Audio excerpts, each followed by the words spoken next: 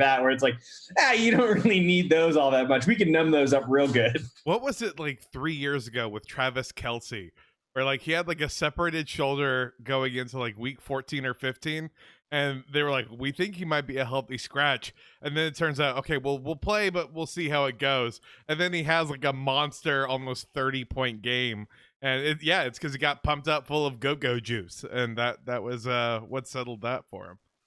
I mean, that was Josh Jacobs' entire rookie season. Mm-hmm. I think he had a separate. Still going. Yeah, exactly. It's still going. And they just keep like injecting him before the game. And I'm pretty sure it's with that painkiller that literally makes you kill your wife. Like, I'm sure. But on the other hand, I don't think he's married, so I think he's fine. That's the problem. Yes, as long as he doesn't get married, his wife is safe. It's going to be just pretty wild, I think, overall, to try and bear witness to what's going to be happening in the sports landscape. But before we dive all the way into the football and everything else, I guess it's not the worst idea if I go ahead and actually start recording on the stream, huh? That might be a good thing to do. But okay, so let's get this thing actually started as we plug away. Figure we can do NBA talk and then NFL talk like usual, even though we all clearly, I think, have more to talk about with the NFL. So we'll see how that goes. I mean, and the NBA has gotten real boring. Yeah. we all know it's gonna happen, except for in the East. The East will be fun. No storylines whatsoever. So without further ado, hey everyone, welcome to Sports Radio 1917, your home for sports discussion and fantasy analysis from a leftist perspective. I'm Kelton, and today I'm joined by my fellow sports Bolsheviks and professional broadcasters, Gabe and Mitchell. How's it going, fellas? Fan-fucking-tastic. Good. That's important. Are you still hanging in there, Mitchell? You have like an ACL injury, I believe, right? That's what happened to you? Just an ACL injury? Yeah. Oh, yes. Like everyone else? Yeah, like, exactly. That's just part of it. What would be the podcasting or streaming equivalent of an ACL injury? Like I'm trying to torn larynx, maybe. Yeah. Just like, if you're talking randomly at one point, you just watch someone's throat move a foot and a half. Yeah, I mean that's basically what it is. Yeah, just oh god, that would make people wonder. Cool. It's probably not something that cool, like an insane physical. It'd be like throat polyps or something like that, like something that just like you don't see. It's super fucking gross and like whatever. Yeah, no, it's. Okay, well, what's the only way to cure it? Well, each singular vocal cord, they have to stretch it back out, and then they have to re-clip it, so that way then when they put it back in, and we don't know, the voice will be similar, but never quite the same ever again. That's these things. Yeah, it's called Pavarotti surgery. Oh, God. I would love to see the ESPN medical advisor that they always call after every gruesome injury. Aaron Andrews, right? That's the name of the surgeon? I think that's the guy, yeah. Yeah, just to be... So what's the timeline here? What's the speed to recovery? And it's always something just insane, where it's just like, well, they'll be able to walk again in about 9 weeks. They'll probably be fully healed, though, in about 20 weeks. So be done for the rest of the season. But then, for any other normal human being, it's, oh, well, you're just never going to walk the same way again. Like, you are not this amazing super athlete that you are comparing that injury timeline recovery to. I mean, every other normal person in the world doesn't have access to the best pharmaceutical grade go-go juice. That's true. That's true. There's no HGH for the commoner. Yeah, not yet. Man, we're getting there. Thank you, Mark Cuban. Yeah. I love that edition of Shark Tank. My pitch, okay, HGH for the working man. powdered HGH, something you can mix into Making your every drink. 35-year-old athlete's dreams come true. Yeah, exactly. Play like a 31-year-old athlete. That's the problem. Can you imagine how many guys who like peaked in high school who would like immediately go buy the shit out of that and start living out their Punisher fantasy? Yeah, me. Thank you very much. I can imagine Mitchell buying it, then getting incredibly disappointed when all that happens is that he gets puberty 2, electric boogaloo. It's just brace face, your teeth start moving, and all these awkward angles. Oh no, that's so true. Why are my tendons so stretchy? Sure, I can't break them. I also can't gain any muscle mass. What's occurring to me right now? Oh yeah, no, I'm off of it now. I mean, if the age made me sprout up to like 7 foot, 7'2", I would at the age of 34 go try out for the NBA because fuck it, what do I have to lose? Yeah, we could just all of us be collective sinners in the Chinese Basketball Association. Just hanging out, chilling, no real athletic skill, but we are 7'6", so that gives us some advantage. Dude, most 7 foot tall NBA people kind of suck. And their knees explode after a year, no matter what. Exactly. I will absolutely take $2 million for a year in the CBA, or whatever the equivalent amount of $2 million is in China. As long as you're not in America, so you don't have those medical bills following you. Yeah. Right. Yeah. I would love that. You explode your knee out in the Chinese Basketball Association, and then you just watch your social credit score drop as all the fans get mad at you. Some real Black Mirror shit. What happened? It's well, I made it to the finals. Yeah. Make it to the finals, but unfortunately, it's cruel twist of fate means you can never rent again. Congratulations. Dude, if I could make it for a year in the CBA before blowing out my knee, but like on a team that I could ride the bench into a championship, like that'd be, that's the Golden State Lions, I believe, of Chinese basketball, right? That's the dream, man. Is like ride your bench to a ring, man. Like those rings have millions of dollars worth of diamonds on them. You can pawn that shit. Well, it's like also it's fun trivia for announcers because that's how they get to say shit like 2-time NBA champion JaVale McGee of the Los Angeles Lakers. How much did they say Josh Gordon's ring sold for? Like $630,000. Yeah. It just absolutely wild shit is what that boils down to. Because I can't imagine being one of those guys and then you're having to put like a major asterisk next to Super Bowl champion or NBA champion or World Series champion or whatever it was. A ring is a ring. That's all. I mean, I'm sorry. Like, look at this current season's playoffs. Like, most of these teams are playing 8 guys, maybe 9. For the most part, it's like, so they've got another, 6 guys, 7 guys. They're cruising their way to a ring potentially, like barring any major injuries. Like those guys are getting a ring for not doing anything. I mean, it really is one of those things that I think is what we can call 4th ballot Hall of Famer. I mean, this is garbage time for their careers, right? Dwight Howard, for people who watched him play, they would know that him winning a championship and him being a good player were not synonymous at the same point in time. But when he's on like his 7th round of voting or whatever, people are going to be looking at him and going like, oh, he did win an NBA championship and he was pretty dominant for a couple years. So yeah, I guess that's worthy of being in the Hall of Fame or whatever. He was like 4-time Defensive Player of the Year. Like he deserves to be in the Hall of Fame. That is That's a bold take. I'm sure. You think Dwight Howard in the Hall of Fame is in a league where defense I'd say that he is for sure. By the 4th year being on the ballot, he will be in the Hall of Fame. He's not a first round. Yeah, okay. So now we're arguing second year versus 4th year. Okay, yeah. Let's compromise and say 3rd year. No. Okay, I thought you meant in general.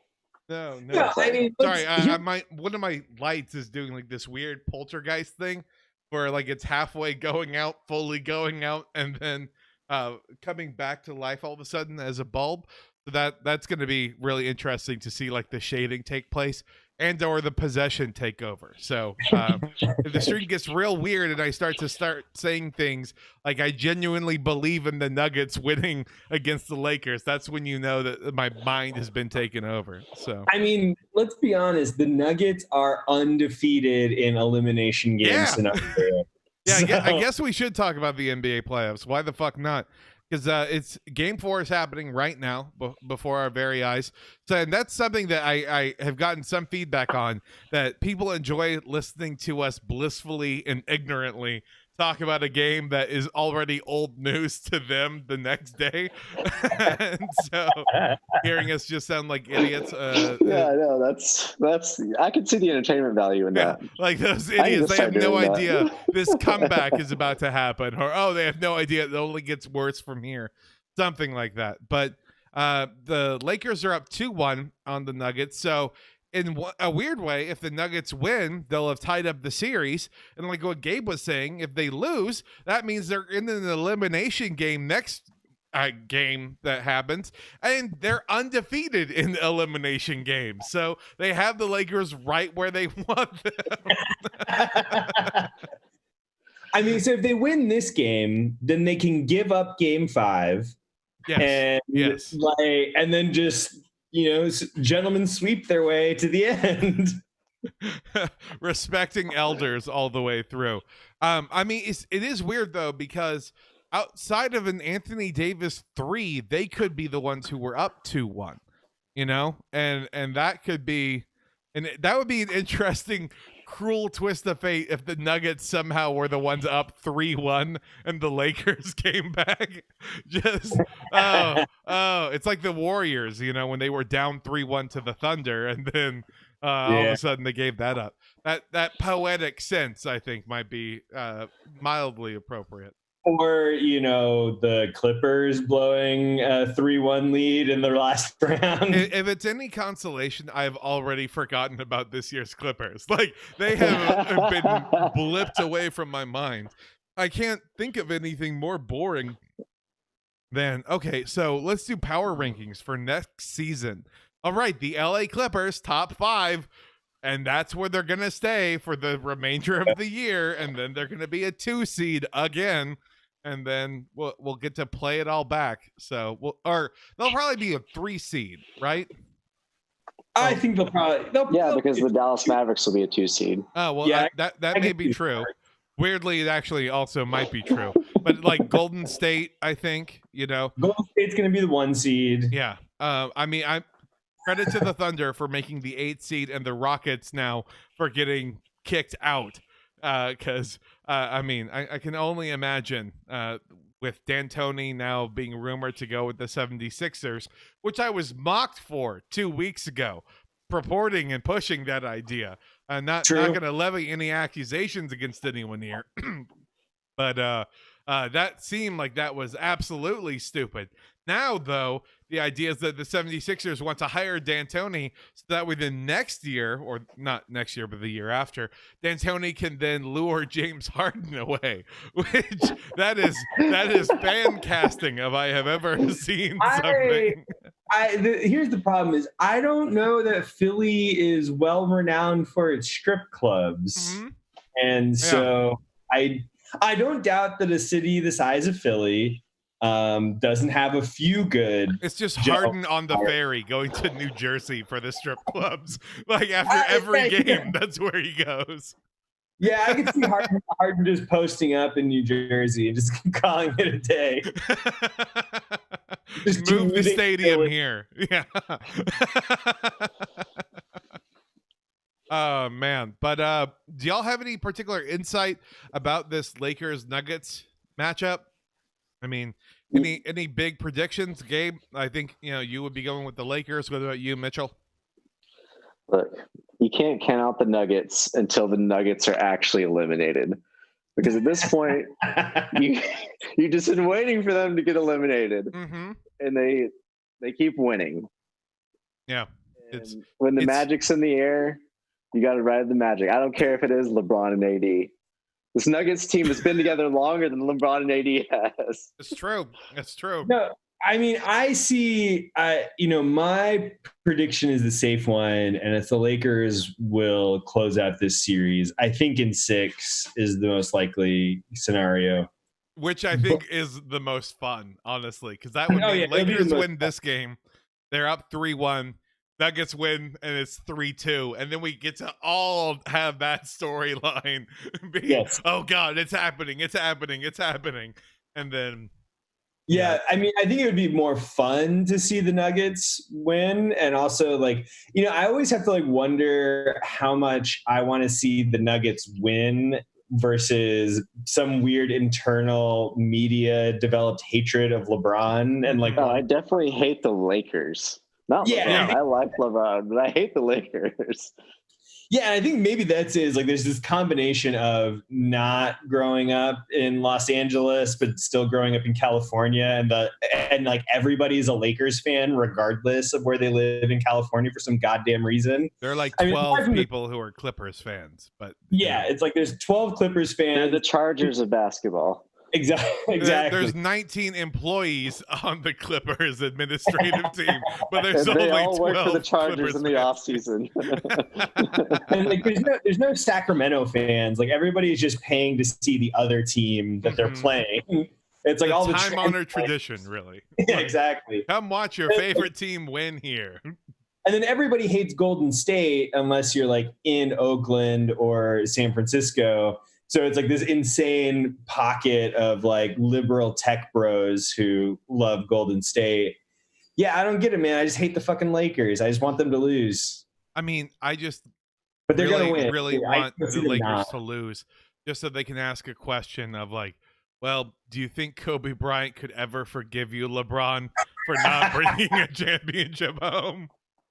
Here, we have Vanessa Bryant here right now. LeBron, can you explain why you chose to shoot that fadeaway 3 instead of passing to the open Anthony Davis, securing the victory?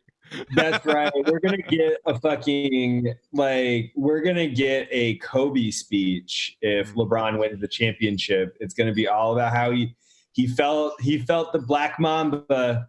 He felt the spirit inside of him. And I'm just man, this is not a religious experience. We're all Call me a drunk co-ed in Denver, Colorado, because I also felt the Mamba presence inside me. Wasn't expecting it. Certainly wasn't thinking it would go this way, but I did. So this is where I'm at now. Oh, God. It's fine. It's fine. I think Lakers are the safe bet, but God, I would love to see the Nuggets win. I think Mitch is right. That's the more interesting. You know how much money you would have made on the playoffs if you just bet Nuggets money line? Yeah. The odds. You would have lost too. You would have only actually won one game each series. But every game that you would have won, all 4 games you would have won against the Clippers, you would have doubled your money. That's true. That's true. I'll need to think about that as my coward betting continues on. At this point, I'm now just betting to lose money, but feel good about losing money. Being you know what? I want the Heat to win this game. I'm gonna bet on the Celtics.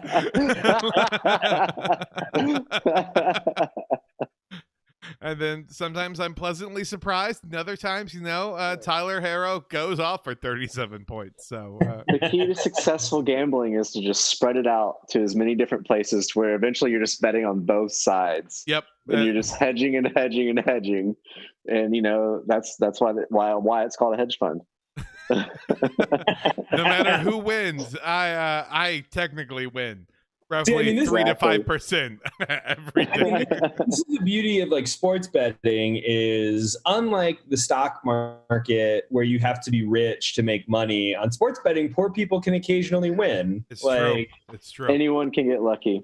Anyone can get lucky. You don't have to be rich. Not again, anyone, I think, on the Miami Heat or Boston Celtics. I don't think that there's too many poor people that are celebrating in those fan bases, right? all those fucking Southies in Boston and all. Well, the reason they're poor is because they don't know how to bet on sports. That's right. You haven't learned how to invest into the hedge fund yet. Yeah. They keep on thinking that LeBron will come back to the Heat. So that's why they keep betting on the Heat to win the championship every year. Well, guess what? They have a legitimate shot now because, man, Heat are up 3-1 on the Celtics. What a series so far. This has been just electric to watch the whole time. Yeah, you don't bet on your favorite teams to win unless it's the Phoenix Suns and you bet that they can make it into the bubble in the playoffs, and that bet would pay out 15 grand. That's not bad. Yeah, no, you have one internet betting check stub or receipt that you can always look back on fondly when next year they do make the playoffs and they do go on a magical run, wondering what could have happened because you were 1 year early. You're never gonna get those odds again. Like nobody saw the Suns going undefeated, and nobody definitely saw them going undefeated and then missing the playoffs. I sure should. You remind me with your betting philosophy with the Suns. Like, how in every post-apocalyptic movie they have that one crazy character who they're saying like, I saw the apocalypse was coming, but they have been wrong like 30 times before when they said that they saw the apocalypse. Like, yes, they were right this time around. And, I'm willing to bet 30 times before if you had said the Suns will go undefeated in the playoffs, dead wrong. But you landed this one, and that's what counts for true sports fame. That is what counts. I mean, let's be honest. We are sports commentators, and what matters is the insane predictions we make that we get right. Not all the ones that we got wrong, such as me betting on the Suns, or the fact that no wide receivers would go in the first 20 picks of this year's NFL draft. It hurts me. It hurts me inside. It's okay. God. And then flipping it by saying some ridiculous shit of like by the 40th pick, 5 wide receivers will have gone. Like that hurt me. That hurt me really deep inside. Oh God. So I can't even focus back. I'm completely adrift right now. I think obviously the NBA would want Boston and LA to be the matchup, right? That I think has a lot of storylines there. Even LA and the Heat would be like, yeah, still a great matchup. They mostly want the LA here. And, yeah, exactly.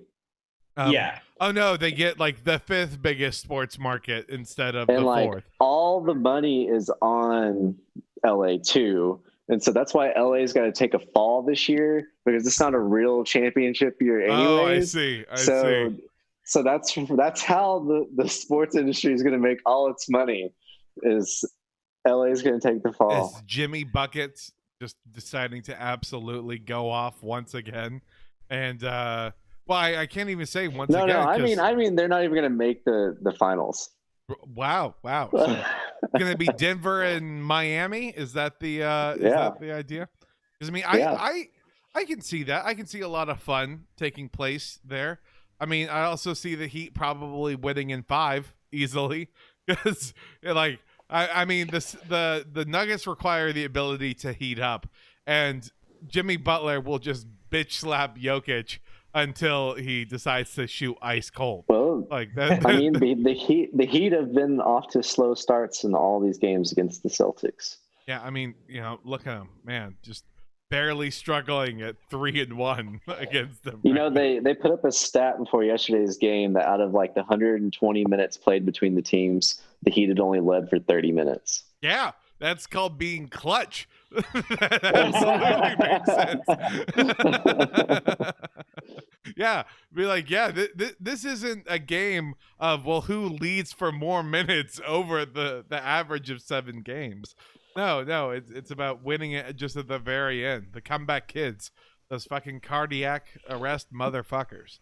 But I don't really have too much to talk about other than are we expecting who are we waiting to have like the next monster game? Because it was Harrow, of course, the last time, but then before that it was Dragic, sorry. Oh yeah, And then before that, that was the big Bam game with like the monster block in game 2, or was that game 1? I think that was game 1. Okay. I mean, like I just don't know whose turn it's going to be to step up, but it makes me love the Heat even more because it's not just the Jimmy Butler and friends show. Like I think it's going to be game 5. Yep. We're going to see Jaylen Brown. Brown's going to go for like 35, 40 points. Yep. I mean, I think the Celtics are for sure winning the next one. I mean, I have them picked to win the whole series. So, like I don't. I picked them at the beginning. That's way back when.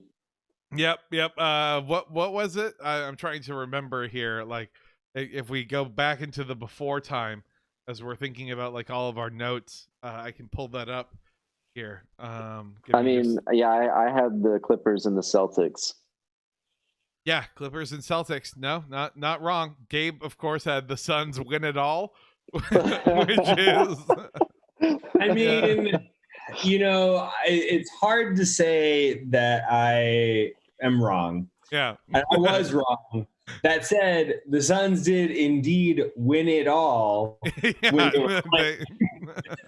I just, sometimes it's hard to read the tea leaves. They get a little blurry. Sometimes things get hazy. But I'm going to say, I wasn't that wrong. They did win it all. They did. They got robbed. They got robbed of a chance to truly win it all. I mean, I feel like a fucking fool as I went with my basic bitch of an answer of Lakers versus Bucks. I tried to tell you that is aging like milk, just by the day. Chunks. The Bucks went from looking like one of the most dominant teams out there to, I mean, the second I think Orlando beat them once in the first game. Like that was the moment of where just people knew that gods do bleed. And so it was over for him. But speaking, I guess, of gods bleeding, and I don't know, I don't have a fun segue for this. Well, I mean, it's hard to predict this stuff because, I mean, there's a lot of research and effort that goes into knowing what's going to happen. And it'd be so much easier if other people did that research for you. I mean, that's why you listen to us, is that we're doing the research. We're spending the time. But we are listening to the threes of podcasts of sports giving us commentary. Exactly. And then so it would be great if there was some way to distill all that information into one area where you could then just make the easy decisions. I mean, I think that such a thing might exist though, Gabe. And so really? we might be in luck. Color me shocked. Wow, I know. It's called Thrive Fantasy. So what if I invited you to come #prop up on Thrive Fantasy this season, huh? It's a daily fantasy sports app for player props. So it's not like those other apps of where you have to build a team and figure out a lineup. They've eliminated all of the countless hours of research, and dedication that you might have that qualifies you to be a sports fan or give you some insight into the game and some sense of reward that you feel whenever a player that you were predicting do well. They've gotten rid of all of that. They've focused all on these top tier. Do they just give you a handful of people to pick from? They do. It's all about the top tier athletes in whatever the respective sport is. So, if we're talking about the NBA, for example, you would choose 5 out of the 10 listed player prop options, and you could build your lineup. And what if it's the NFL, though? There's a lot of players in the NFL. Well, I think we're equally in luck, but I can't be the only one talking about this. Mitchell, what do you know about Thrive Fantasy? That thing we all use all the time. I know that on Thrive Fantasy, you actually have a chance to win.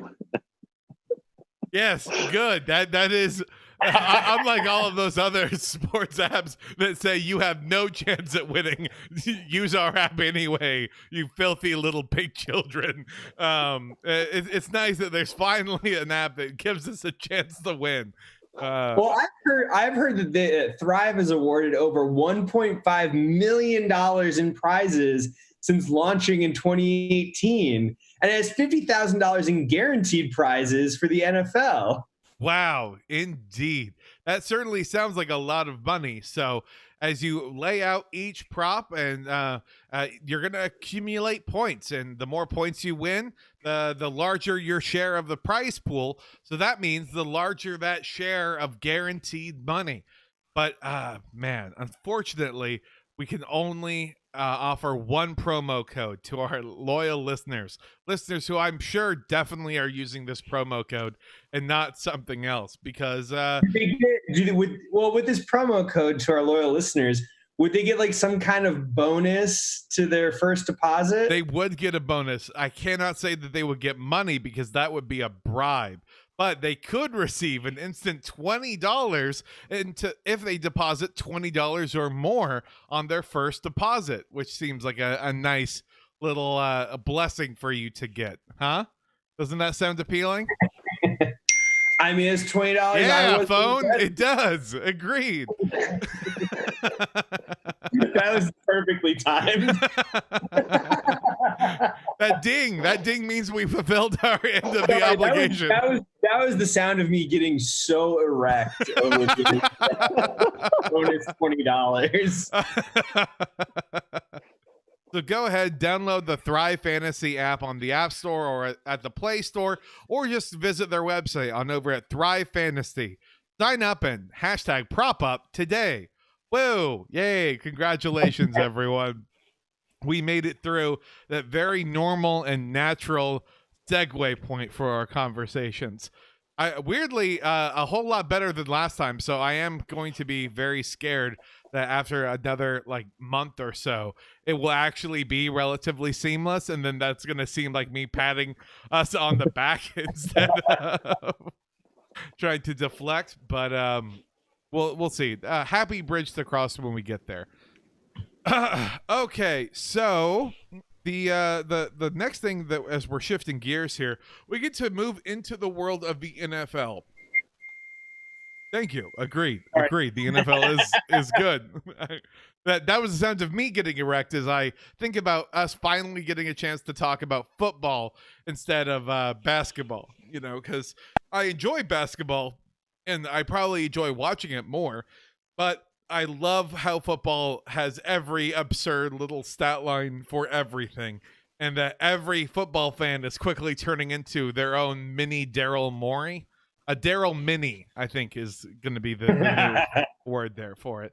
But instead of talking about all of the games and doing all of the season previews, which we definitely will probably start doing once the NBA is over, don't you worry about that. We'll fill that hour and a half somehow, by God.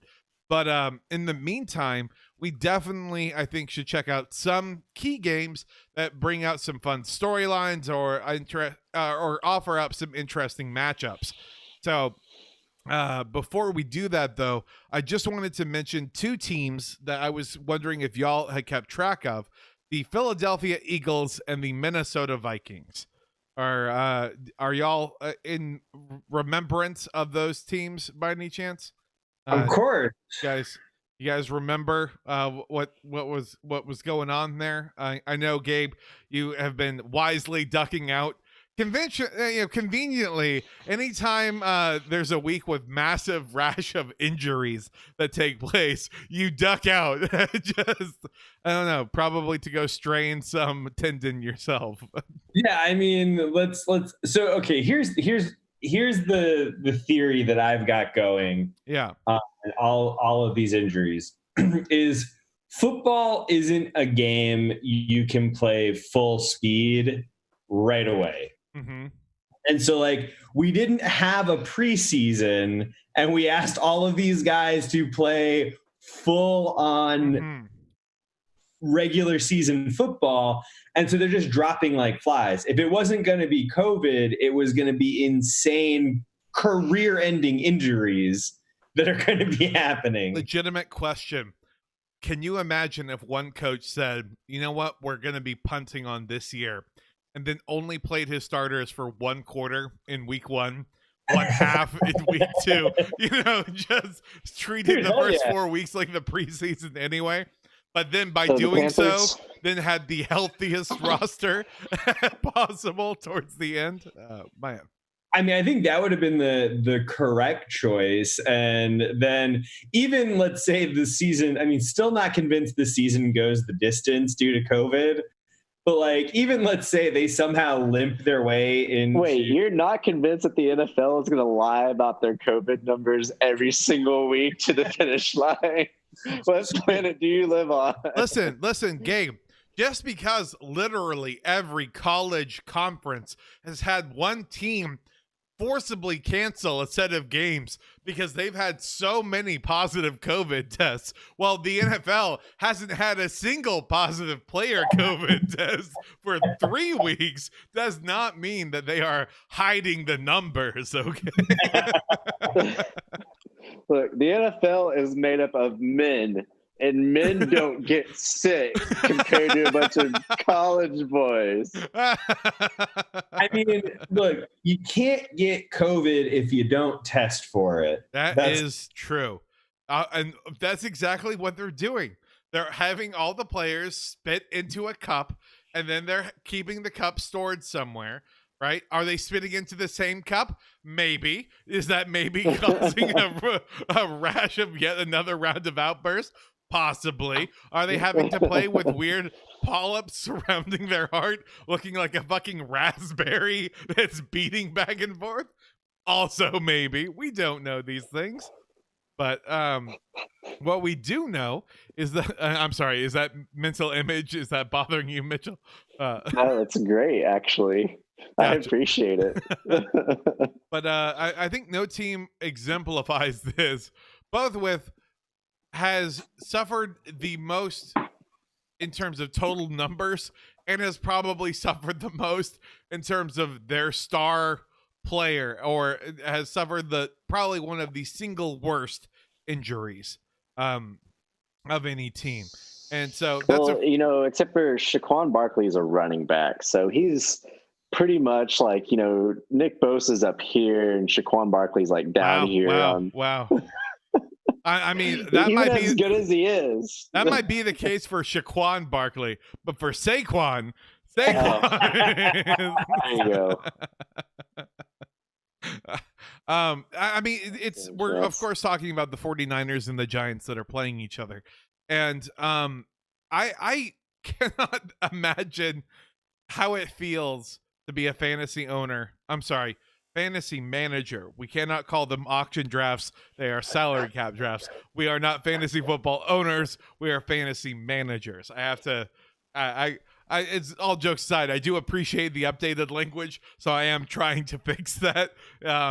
But for fantasy football managers, I think it just has to suck that this is the second time in 3 years that this has happened. Meaning there is a guy. You mean the second year in a row? Didn't that happen with him 2 years ago where he got hurt? I thought this is only his third year. Yeah, I thought he got hurt his rookie year. Maybe I was wrong. No, his rookie year he put up the monster numbers. Okay, well then. Who am I thinking about? I have no idea. Anyways, I just can't imagine being a fantasy football owner and having that much invested and then finding out that it's all gone. Especially with people in auction drafts, you're spending $80 on Saquon Barkley, and it's just it all disappears like tears in rain. Oh, I spent like 3 times that much. Well, okay. I mean, our league is weird. I decided to basically allow people to trade with loose change for some people if they wanted to. But talking about for the standard $100 salary league. Okay. That would be kind of an issue. That makes sense. Place.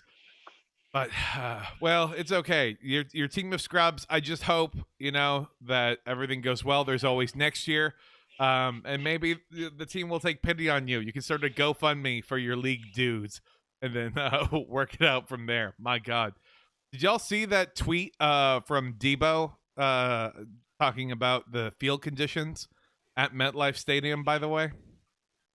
No, I missed that. Oh, I mean, he said, like, of course people are going to get hurt. The field conditions are trash. Like, he expressed something that a lot of players have expressed, that the field itself is sticky, whatever the artificial thing is. And so, like, then you're trying to cut, your feet can get jammed in the ground, which, might be an important issue to fix. And what makes that so important is that the 49ers played the Jets, then they stuck around, and now we'll be playing the Giants again. Double whammy. Yeah, exactly. So why not just start all of your backups? This is actually payback. Just because Candlelight Park was terrible for years.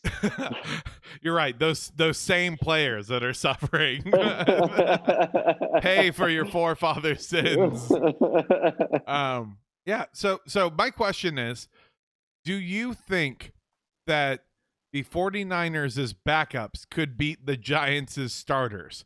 The Giants, who I believe now are also without Sterling Shepard, on top of Saquon Barkley. And all day, every day. Yeah. What about you, Mitchell? Of course. I mean, it's a no-brainer because it's Shanahan versus Garrett. Yeah. And no. as a Cowboys fan. Okay. Well, when you put it that way, that makes it really seem like a no-brainer. I mean, my question is, speaking of, strong, maybe Slavic. I'm not sure. Gabe, I need you to be our NFL just phrenology department here. Kyle Juszczyk, is he a Slav? What's the situation with him? I think Juszczyk is a Slav. Hell yeah. Because as everyone's talking about Jeff Wilson having the monster game, him and Jerick McKinnon, I absolutely see Shanahan deciding to dial up his favorite fullback and just have him make do on his. Slavs are really only good as fullbacks or quarterbacks. Pretty much nothing else. Yeah, that's good. I mean, what's that quote? If you need 2 yards, coach, I'll get you 3 yards. If you need 4 yards, coach, I'll get you 3 yards. Like that seems to be Juszczyk's whole style. There is all in the short game. So I mean, I that would probably be, I guess, like my boldest fantasy prediction would be expecting a big game from Kyle Juszczyk. Now, I'm not starting him in anything, but no, I certainly wouldn't. Here's the one thing about Slavs is we are wildly unreliable in our performance. I mean, this is why we are either fullbacks or quarterbacks, is we are wily and fast, and hence we tend to be quarterbacks, or we're mildly unreliable and we tend to be fullbacks.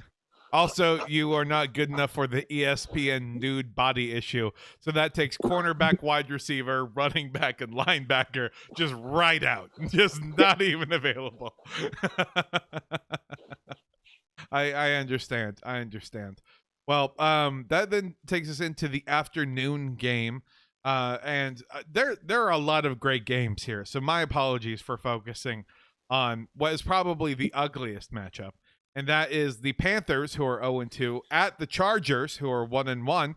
And, fall is here. Halloween's a month away, and Pinterest is going crazy. So we all know what that actually means. There's something in the air. It's cuffing season. People are falling into relationships left and right. Mitchell's already been grabbed. Congrats to him. And then Gabe, I'm absolutely sure you're going to be having to beat people off with a stick one way or the other the second it drops into the high 60s.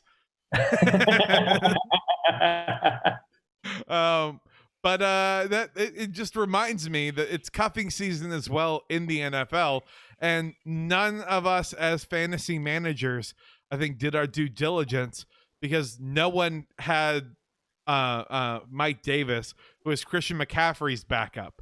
And he is now the starting running back. Yeah, exactly. The starting running back for the next 4 to 6 weeks for the Carolina Panthers.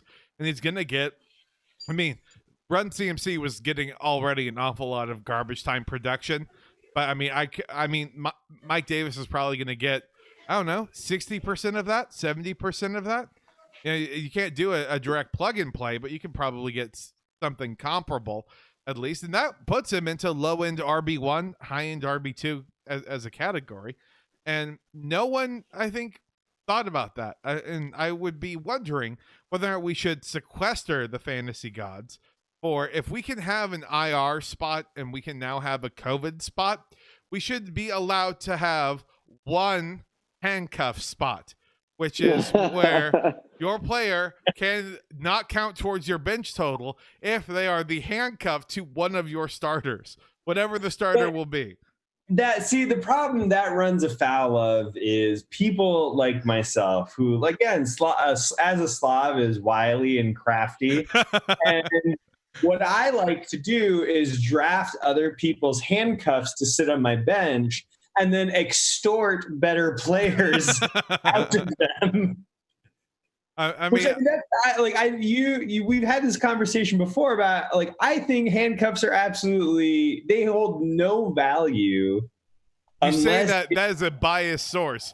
It is like Wolf International says, nothing to be afraid of, sheep. Go out and play after dark. Handcuffs are useless unless you're using them to extract a better player. So Mike, you draft Mike Davis late in the draft, and then Christian McCaffrey goes down, and then you approach that team who happened to also somehow draft Lamar Jackson because everybody waited to draft the QB until the fifth round. The fifth round, my God! All right, I need to know how your league goes. I need to get invited to that. And then you just decide that, hey, I will give you Mike Davis, who for sure is going to put up Christian McCaffrey. Definitely. Christian McCaffrey is a product of the elite Panthers offense. He is not a singular talent whatsoever. Exactly. And then you just, you maybe extract, you give up Mike Davis, who's going to get you a solid 11 points a game, if you're lucky. And, you somehow manage to work out, 30 to 40 points a game back in your favor. Yeah. Yeah. That's what you call wheeling and dealing, I believe. Yes. Right. When people's RB1s or wide receiver 1s or their star quarterback goes down, people panic. Yeah. They panic, and they are going to make bad trade decisions when you are in that panic situation. As what you need to be doing right now, as we've seen with all of these soft tissue injuries, is going through, getting all those handcuffs that you possibly can. Drop your starters. Only handcuffs. Exactly. Drop all your starters. As soon as the person that you got the handcuff for goes down, you immediately fire a trade offer to that person. Yeah. They'll be in the middle of their panic that their star player just went down. I'm now just picturing someone now holding on to RG3. Shifting their hands, just hoping that maybe he goes down after your absolute fuck over trade happens, so that way then he can get Mike Davis from you for RG3. Oh my goodness. The other storyline coming out of this game is weirdly a storyline that I think has been done to death, probably in some circles, but for more casual listeners, I don't think it's come up that much. The Chargers decided to puncture Tyrod Taylor's lung with a vitamin injection. That's what they're calling it. So Tyrod Taylor is down one lung in the middle of a pandemic that attacks your respiratory system. There's a high possibility that this person retired Tyrod Taylor because of this decision point. Insanity. The most insane shit that I heard. I saw that headline and I was like, I don't need to know any more about that. How? Think of a needle, okay? And then because I idiotically was thinking about it from the front, right? But in reality, it would have been an injection that would be going into the muscle, probably in the back. And that you fuck it up that badly, that then you administer it and it punctures a lung. That just sounds awful. But I thought, so I think it was. I thought it was an injection in. Was it an injection in the back? I thought it was an injection. I don't know. I don't know either way. It was chest pains. He was reported to have chest pains that's what they said, because the going story during the game was he was having an allergic reaction to some sort of painkiller, right? And then it came out that in reality, the reason he had chest pains is because someone fucking punctured his lung. And so I can't imagine any sort of IV or any sort of needle that you would put in from the front. So that's why I'm assuming it would be something from the back. And you would think generally when you're stabbing somebody in the back or the chest near all sorts of vital organs. But it was for his ribs. Was it? Yeah. Okay. So anyways, if you're puncturing the body anywhere around those visceral organs, I know needles come in different sizes. Like, why did you pull out the 7-inch needle when you are only going like an inch deep or something like that? He said he had thick skin. Okay.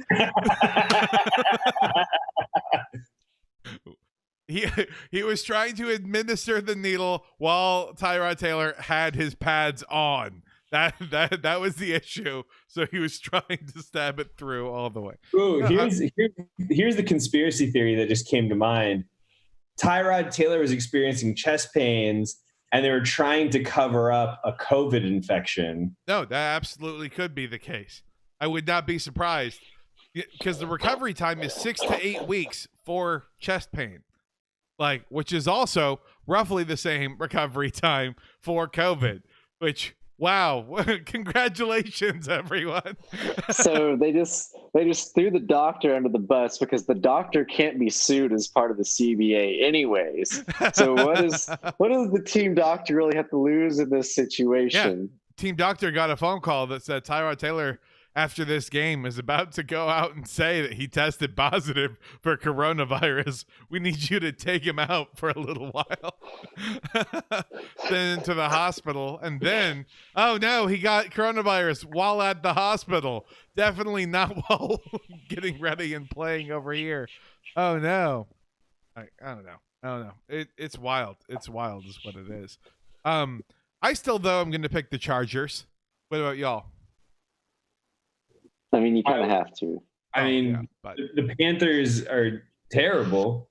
They're terrible, but I mean, I could see them again. Maybe this is me just being a Joe Brady believer, but like I could see them getting, like 17 points or so, and then if Herbert melts down for whatever reason, because we now finally have tape on him, that the Panthers could maybe try and do something. I'm not confident. I'm still betting on the Chargers. This is open and shut for the Chargers. That's right. You hear that? Better strong money. Everyone's going all in on the Chargers. Time to bet Panthers while you can. Yeah. I mean, if I wouldn't touch this game with the 10-foot pole if you're betting money. But But if we were to do player props, which is different than betting money, but still uses money for some reason. Anyways. Okay, so the Sunday night football game. The Packers, they are playing the Saints. Packers are 2-0. Looks like that they are better than they were last year, which congrats to them, because it's really looking like Jordan Love was the single best pick in the 2020 draft, just because it got Aaron Rodgers mad. And a mad Aaron Rodgers with something to prove is probably the best player in the NFL. So, I mean, as long as Aaron Jones keeps going out there and getting you 40 fantasy points per game, he's able to do that because they're terrified that Rodgers is going to hurl it 60 yards downfield to MVS or someone. It's just they're scared, and so then of course.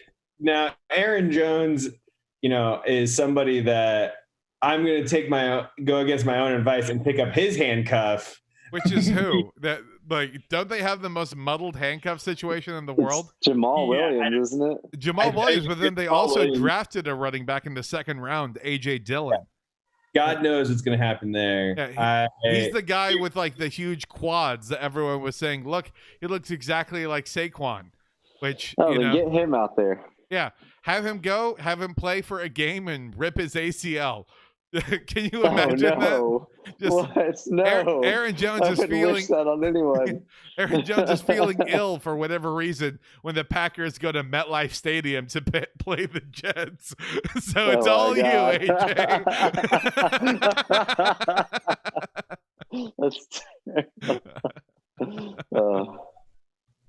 So we'll see. We'll see. The other question I had though was on the Saints, because what is the over-under realistically on Drew Brees' arm strength?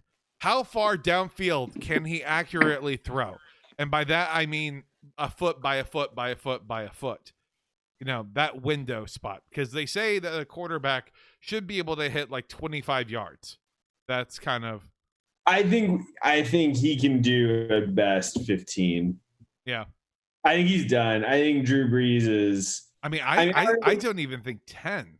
Really, like he looks so bad. He looks against the Raiders. He looked terrible, and especially that like once they were down two scores and they were trying to put it through the air, it was like it was Kamara and Cook football level bad. I mean, he couldn't do anything, and then on the passes he was even trying to attempt that were slightly longer than just shovel passes. The receivers were trying to accommodate for that. Like they were having to break off routes and things. I mean, it just did not look good. Looks like he needs to be retired to some nice, studio booth upstate on a wheat farm or something. We can't overlook Michael Thomas not playing. No, because it's apparent that Michael Thomas is just the greatest receiver in the NFL. Yeah, but I mean, like the Saints, Jameis Winston. Do it. Right. Unleash hell. Right. Please. I think that is a great point, that I think Michael Thomas did so well in spite of Drew Brees. Like that is the most insane shit ever. Yeah. Like, add that to the conversation, the one about Chris Godwin and Keenan Allen and Michael Thomas that they were having about like who's the best the best wide receiver. Well, yeah, let's see how your quarterback does when you aren't on the field. Like, and the Saints just fucking crater. Like, it's so bad. I would be terrified of that wide receiver trio with just, I don't know, a second string quarterback who could accurately throw fucking 15 to 20 yards. Doesn't even have to be 25. Can he throw the ball within 2 yards of the receiver? Yeah, just fucking. Yeah, are you within 3 yards of accuracy at 20 yards? Like those receivers would be disgusting. It would be. I mean, without Michael Thomas being able to play, I don't know how anyone bets against the Packers in this. I mean, people are still going to ride the Saints train. People still believe in Drew Brees and think the Saints are, Again, I'm not saying it's impossible for the Saints to win. I just don't see a way for them to win with it then all of a sudden being a good Drew Brees game. I think there would have to be turnovers or a pick six or a special teams touchdown and stuff like that. I just don't think they're going to go, wow, Drew Brees really shouldered this Sunday night and took him into the promised land. They're gonna have to. I mean, they're gonna have to keep the game close. If it turns into some sort of shootout where they're down by 2 scores, that's it. I mean, and I just don't see the Saints keeping it that close against the Packers. Yeah, it's gonna be rough, I think. Do you think Packers by 1 score or 2? I mean, I don't see a way where the Packers don't win by at least 10 points. Okay, so 2 scores, yeah. That makes sense. I think it's 2. I think it's going to be a full 14. Yeah. I mean, touchdowns. I would say 2 scores. I should also clarify that I mean 2 scores before like the 2-minute warning of garbage time hits. I don't care about any of this like bullshit. They kicked a field goal with 46 seconds left, and then that made it a 1-score game. No. I mean, because we're not talking as bettors. It's a 2-score game heading into garbage time. Yeah. So what? The Packers are the underdogs in this game too, because I guess the Superdome people still think that the home field advantage matters for some reason. All those fans in the Superdome just really setting the mood there. No, yeah. Oh God, I fear Aaron Rodgers in this game. So looks like I'm going to be doing some betting after this, and therefore dooming the Packers. My apologies, but I just can't see them losing. So the Miami Dolphins were 3.5-point underdogs tonight. Hold on, the Dolphins were the underdogs? I thought for sure. Yeah. Oh my God, people don't look at these lines beforehand. My God, dude, I need you to tell me when this hits like this, Mitchell, so that I can lose money on this. I told you earlier that the Jaguars were a heavy public favorite. Heavy public favorite could mean by like 1 point. I don't know. It means that they're the favorite in the line and that there's a lot of people betting on them. Oh my God. I mean, I told you the only team you need to trust. Tons, baby. Florida. The only teams you needed to trust, and this was the order that I gave you, and this is the order I'm giving the fans, is you trust, and you can't do much if you are, since this game's already being played. But it's Minshew, then any skills player on the Miami Dolphins, and then Jacksonville. Oh, hell yeah.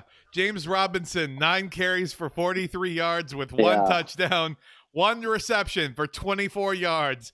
That's right, my little engine that could. Oh, my God, you keep going. 10 points. 10 points and counting. That's all I need from you. You do so. Make Papa proud, you fucking flex spot, you son of a bitch. Oh, he delights me. Oh, my God. I mean, like, I hate to be that guy because last year the Dolphins were my team. Just because, you know, I just enjoyed everything. So I really hate how I'm sticking around probably because I don't want to, you know, give my heart away too soon to any team. But I mean, like watching the Jaguars go probably like 1-15 while also just having an absolute blast because I mean, no expectations. Yeah, exactly. No nothing. Like Minshew, the only thing that's going to be funny is if Minshew plays well enough for them to get to like 4 wins or 5 wins, aka out of Trevor Lawrence and Justin Fields area. Like he plays well enough to save his job. And I mean, I think he can, but not with DJ Chark out. I mean, okay, yeah. How good are you feeling, by the way, if you're like, well, we had a shot with DJ Chark, but now we're out. I mean, look at the Saints without Michael Thomas, man. These number 1 receivers matter to offenses. You know, I mean, I hear you. I hear you. I see you. Your feelings are valid. Don't get me wrong. But I don't think they are. Well, if we add one more these DJ are not Chark, comparable situations. No, obviously not. Obviously not. They need an offensive line. They need. But for the dynamic of this Jaguars team, if they're going to win 5 to 6 games, then DJ Chark has to go out there and be a good number 1 receiver. Oh, yeah. I mean, it needs to be Chark. It needs to be Chenault. It needs to be Robinson holding on to that number 1 RB spot with a bullet. I mean, okay. You know what? Let's get out of this garbage bowl, though. Let's focus on the real deal here. All right. This is, I think, the marquee matchup. Like, this is such a game that it makes me regret the idea of not doing this show twice a week, but having every like late Monday night just be me by myself rambling, talking about the Monday Night Football, just and how much I hate the announcers. But this game, it's going to be the Chiefs at the Ravens. this is, I think, not only the game of the week, this will probably be one of the best games this half of the season. It certainly is the best game that Monday Night Football has to offer this season. I don't know if you look to see what upcoming games they had, but shit looks fucking bleak for them. I'm not really looking out too well. It's going to be interesting, I think, to as well see how this crew handles this Monday Night Football game, because you're right. I'm looking at the schedule, and it's abysmal. Yeah, this is their one good game. Like I'm not saying that the other. These are all going to be blowouts. Is it worse than the Thursday night schedule? Yes, because Thursday night at least is divisional, so that will have some implications later on as the season develops. Not to say that there probably won't be good games, but in terms of games that you can pin your hat on and say, like, this is going to be a showdown. Okay. I mean, that's what you're saying. This is it. It's Chiefs versus Raiders. I'm not Raiders, Ravens. For week 3, and that's it for Monday Night Football. So they're gonna have everyone watching them this time, and it's their new fucking trio of what is it? Steve Levy, not Lance Riddick. What's his name? God damn it, I can't remember. Riddick. Oh God. Oh well. It's gonna be a real racist thing because I said Lance Riddick, and I know he's from fucking Fringe. And not, Louis Riddick, Steve Levy, and Brian Grease. Yeah, I mean, they are, I think, a much better lineup, obviously, than last year with fucking Booker McFarland. It's nice that they've relegated him all the way back to Booker was the worst. Like he was all of the John Maddenisms without any insider knowledge. Like, yeah, I mean, like, at the very least, like on Inside the NBA, like Charles Barkley is insane. Yes, but he occasionally has something interesting to say because he has some insight. Like, or he does something that is gifable. You know, like it's just people tuned in every week to make fun of Booger McFarland, though. I mean, I didn't tune in. I'm sorry. Like, I'm not sure how many people were like, "All right, Week 9, trash team versus trash team. Let's make fun of Booger McFarland." That might speak more to like your friend group overall. I hope they're doing better this year because that doesn't sound healthy.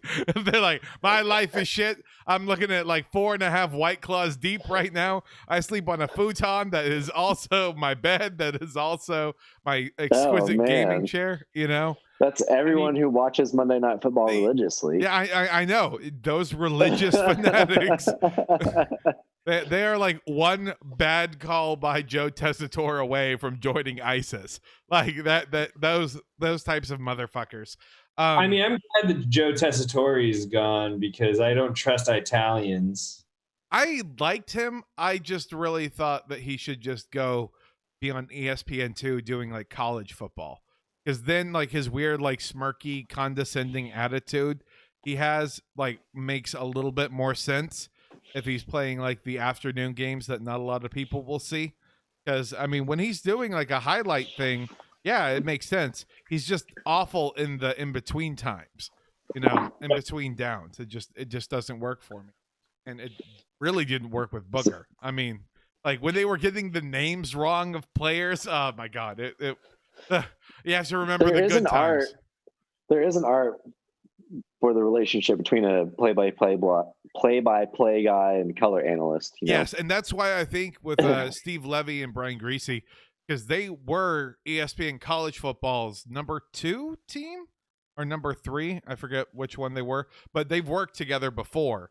And so when they're adding Louis Riddick over, it'll be interesting, I think. But that's enough about the people who will be calling it and torturing us with their good and or bad announcing there. What do we think is going to end up happening with this game? Do we think there's going to be any blowouts one way or the other? Any big injuries that will be taking place? What do we feel like is going to be happening through the grapevine? I think the Ravens are going to win 70-69. And Sammy Watkins is going to drop three of the three passes that are thrown in his direction. He's going to drop 3 touchdowns that would have been like the Chiefs would have been the first team to ever score 100 points in the NFL. Yep. Oh man, is there a more tried and true? It feels weird to say tried and true, but fool's gold player than Sammy Watkins? Like next year, I should draft him at the end of my. Fuller. I mean, like I absolutely need to draft him next year. Expect to start him week 1 and then trade him, right? Like that. Yes. That's the thing to do, is to get that big game. Because I mean, there was an interesting. I forget who was talking about it with Sammy Watkins, but that Andy Reid almost loves doing that sort of thing with wide receivers, because it then makes defenses have to game plan for a big Sammy Watkins game, even though he never is actually planning on really using Sammy Watkins in that same way ever again. But he did it once, and so that's on tape. And so then they have to do that now, at least for the next quarter. And then a chess game. Yeah. It's going to be interesting, I think. I mean, it's like when you're playing a game of poker, you show down with a terrible hand every once in a while, so people they never know if you're playing. You got to get aggressive with the pair of 5. Okay, yeah. We can't. We have to appeal. We have to work on our SEO here. We cannot talk about if we're playing poker and bluffing. We have to phrase it like if we're playing Among Us and bluffing. Okay, because that's what all the cool kids are doing with that weird murder mystery computer game that's taking place. Look. The first murder mystery is from Jackbox Games. All right, put some respect on the modern board game's name. I'm sure Among Us is way more fun.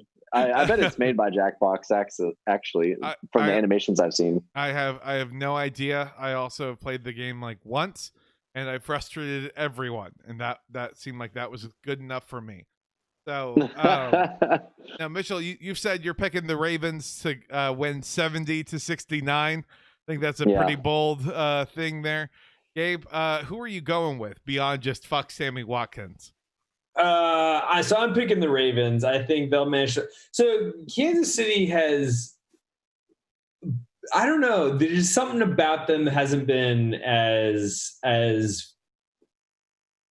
solid as it was last season. Like they just don't seem like they're firing on all the cylinders, and it might be because they didn't have a preseason, and so this is the preseason tune-up that's happening. Yep. Whereas I think the Ravens have been looking great. I do think Lamar Jackson is going to, much to my chagrin on my fantasy team, at least throw 1 interception. Well, we'll see. We'll see. I mean, the Chiefs don't have any functional linebackers, it seems like. So, I mean, the Ravens might just be running the ball in weird 4 back sets and then just call it a game from there. I wouldn't be. I mean, I think we're in this weird space of, if I remember correctly, Lamar Jackson threw for as many touchdowns as he did interceptions last season. And so it's like the fact that he hasn't thrown any interceptions this season yet means there's going to be a really hard regression to the mean here shortly. Possibly. Or he could Aaron Jones it, because we were all talking about how Aaron Jones will regress to the mean. And he's looking better than ever. Like, what if Aaron Jones last year was him regressed to the mean, but now he's having a spike year? We got to think about this, because he's still Lamar Jackson is still younger than Joe Burrow. Sorry, I'm wrong about that. Lamar Jackson only threw 6 interceptions last season. I was going to say, I thought last season was this season. Who is it that threw a bunch of as many interceptions as they did touchdowns? That was Jameis Winston, 30 for 30. Jameis Winston, there it is, Jameis Winston. Yeah, those 2 guys with exactly similar playing styles. Man, oh man, this is wild. This is wild, is what it is. This is going to be just such a fun game. I think I hope that no one gets hurt. I hope Mitchell's prediction is right of it being 70-69. I know that'll make all the old school fantasy, not fantasy, real life football diehards shriek and howl in horror at such a high scoring game. But I think that would be the exact kind of spectacle that the NFL would love to see. So, I mean, it all makes sense, even It's in the what's world of best for conspiracy everyone. theories, you know? Yeah. It's what we should be hoping for. But this will be fun. This will be fun to see. Y'all have any closing thoughts as we're wrapping things up here? I mean, every time someone on the Chiefs or the Ravens throws the ball down the field more than 20 yards, if it's not a completion, it should be a pass interference. With the talent that they have, I wouldn't be surprised if that's automatically the case, as they just decide to mug everyone. So that's good. I like that. What about you, Gabe? Go ahead and pick up handcuffs for any top wide receivers or running backs who are playing at MetLife Stadium. Yeah. The week you've watched someone playing at MetLife, the following week, that's what you're getting all those handcuffs for, is stomping ground. That could work. Just remember, as soon as that person goes down with an injury, hit the send trade. And I don't care who you're getting back. Try to get 2, maybe 3 players out of it.